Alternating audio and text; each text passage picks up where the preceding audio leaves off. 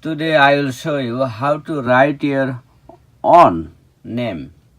How you write your name in your iPhone. Just hit the setting, then hit the general, then hit the about. You see the hit the about and your name. Your name, suppose my name is Bidhan, Bidhan Paul. That's it.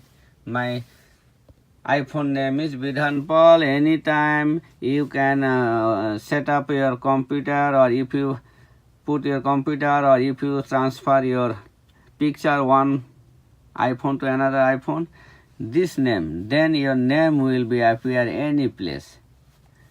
That your name setup is easy. Just the name, just setting, then go to general, then hit the about, and then hit the name over there, and then whatever you like, just write whatever. That's it. I think it will help you with you. Thank you for watching this video.